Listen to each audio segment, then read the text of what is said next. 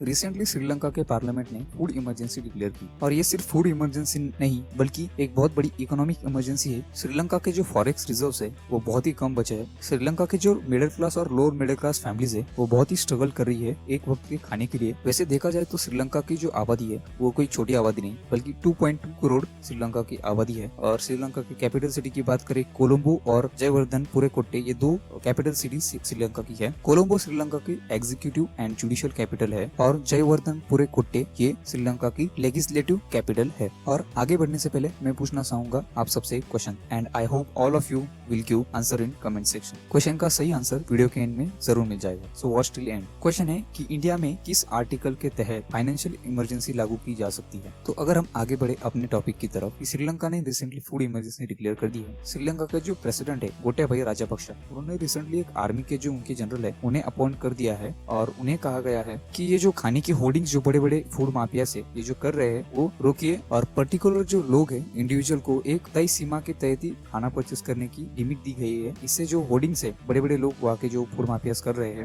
वो रोकी जा सके और हर वहाँ के जो श्रीलंकन है उनके पास खाना पहुंच सके। ये खाने की नहीं, श्रीलंका में जो बेसिक फैसिलिटीज है जैसे कि नेचुरल गैस हो या फिर जो क्रूड ऑयल होती है जैसे कि पेट्रोल डीजल, हर एक चीज की बहुत बड़ी काफी शॉर्टेज वहाँ अब फिलहाल महसूस हो रही है। देखो आप सबके मन में एक क्वेश्चन जरूर आ रहा होगा कि श्रीलंका के इतनी बुरे हालात क्यों हो गए, और हर एक के मन में ये भी क्वेश्चन होगा कि क्या इसके पीछे चाइना है। हाँ, कुछ इसके पीछे चाइना का भी हाथ है, बट या मोस्ट ऑफ रिस्पॉन्सिबल है श्रीलंका की गवर्नमेंट और वहाँ की जो उनकी पॉलिसीज है वो इसको बहुत ही बड़ी एक कारण है इस फाइनेंशियल क्राइसिस के पीछे। अगर हम श्रीलंका की बात करें तो श्रीलंका अपना मोस्ट ऑफ द फूड काफी अदर कंट्रीज से इम्पोर्ट कर रहा था, जैसे कि व्हीट हो या राइस हो, ये वहाँ की जो नेबरिंग कंट्रीज है श्रीलंका के, इंडिया या फिर बांग्लादेश हो, वहाँ से वो इम्पोर्ट करता था।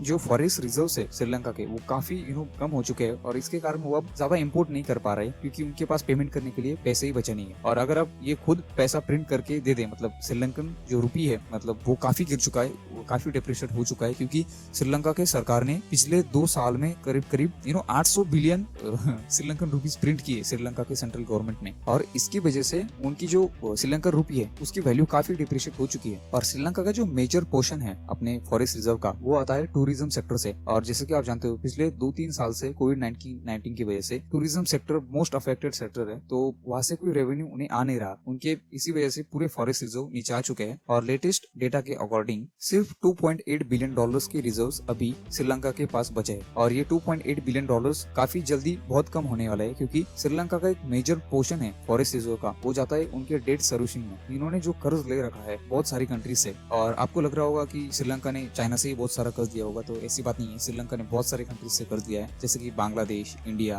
वहाँ पे चाइना या फिर जो बड़े बड़े जो बैंक्स होती है new development bank, world bank, उनसे भी काफी लोन श्रीलंका ने उठा रखा है। और 2019-20 के डेटा देखे तो श्रीलंका ने जो मेजर पोर्शन है अपना ये कर्ज का वो उठा रखा है चाइना से भी, और इंडिया से भी उन्होंने कुछ कर्ज उठा रखा है, पर चाइना से मोस्टली 15% जो पूरा कर्ज है श्रीलंका का वो सिर्फ चाइना से उठा रखा है। तो आपको लग रहा हो तो 15% तो बहुत कम है, बट देखो पूरी दुनिया नहीं जानती कि ये जो उसका इंटरेस्ट रेट है ये कोई दुनिया नहीं जानती कि क्या है, ये सिर्फ श्रीलंकन गवर्नमेंट और चाइनीज गवर्नमेंट नहीं जानती है। और बाकी के जो कर्ज हैं जो बाकी सारे देश से ले रखे, इंडिया, बांग्लादेश या फिर जो भी कंट्रीज है, उनके जो क्लियर कर डॉक्यूमेंट में मेंशन है कि कितने इंटरेस्ट रेट पे कितने सालों के लिए सॉफ्ट लोन श्रीलंका को दिया गया है। बट ये जो चाइना का जो लोन दिया गया है ये कोई नहीं जानता, और यही प्रॉब्लम है सीपेक प्रोजेक्ट जो चाइना पाकिस्तान इकोनॉमिक कॉरिडोर है। चाइना को भी जो सीपेक प्रोजेक्ट के लिए चाइना ने लोन दिया है इसका इंटरेस्ट रेट भी कोई नहीं जानता। और पाकिस्तान का भी जो रेवेन्यूज आ रहा है उसका मेजर पोर्शन चाइना की डेट सर्विसिंग में जा रहा है। तो ये फ्यूचर पाकिस्तान भी फेस कर सकता है क्योंकि देखो उनकी भी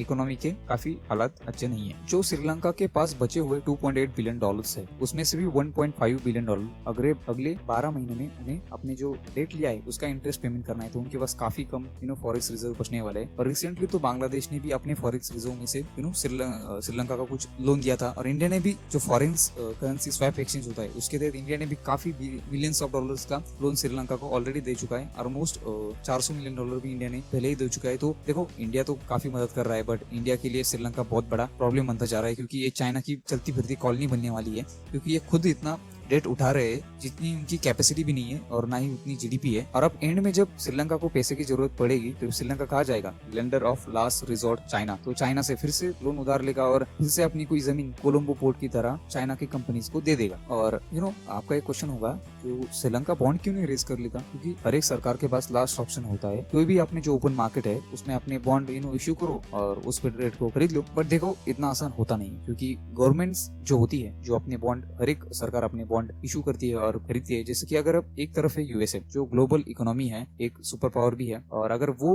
कहती है कि ये लो 2% इंटरेस्ट रेट, जो फेडरल रिजर्व है यूएसए की, वो है कि हमने बॉन्ड इशू किए और इसमें जो यूएस की जो गवर्नमेंट है वो बैक करती है इस बॉन्ड को, तो हर कोई इंडिया, चाइना, जापान, हर कोई इस बॉन्ड को खरीद लेता है। बट अगर हम श्रीलंका की बात करें और श्रीलंका ने कहा हम 7% इंटरेस्ट रेट देंगे, मतलब 5% ज्यादा यूएसए से, फिर भी उनके बॉन्ड कोई खरीद नहीं रहा क्योंकि इनकी इकोनॉमी काफी बड़ी डेंजर में है। तो इन्हें पैसा देना मतलब ये पैसा डूब भी सकता है, बट यूएसए का पैसा देने के बाद डूबने के चांसेस बहुत कम है। और ये जो क्रिप्टो करेंसी का कंसेप्ट है वो इसी पे बेस है, मतलब जो ये ब्लॉकचेन टेक्नोलॉजी है, जो डिसेंट्रलाइज प्लेटफॉर्म है। तो देखो ऐसे ही सरकारें बहुत सारा पैसा प्रिंट करती है और फिर पूरी जनता को ये इसका भुगतना पड़ता है। तो ये डिसेंट्रलाइज प्लेटफॉर्म होने की वजह से जो क्रिप्टो करेंसीज होती है उनका जो फिलहाल क्रेज है वो काफी चल रहा है मार्केट में, और काफी सारे अफ्रीकन कंट्रीज है उनमें क्रिप्टो करेंसी काफी तेजी से बढ़ रही है, उसका यूज भी काफी बढ़ रहा है क्योंकि वहाँ की जो उनकी खुद की करेंसी है देश की, वो इसी तरह से ज्यादा पैसा छापने की वजह से फिर उनके जो खुद की देश की जो करेंसी है उसकी वैल्यू काफी डिप्रिशिएट हो जाती है, और इससे बहुत बड़ी प्रॉब्लम एक आ जाती है कि इन्फ्लेशन। श्रीलंका में भी फिलहाल एक बहुत बड़ी समस्या है इन्फ्लेशन, जो दिन ब दिन काफी बढ़ता जा रहा है, और वर्ल्ड वाइड ही इन्फ्लेशन काफी बढ़ रहा है क्योंकि हर एक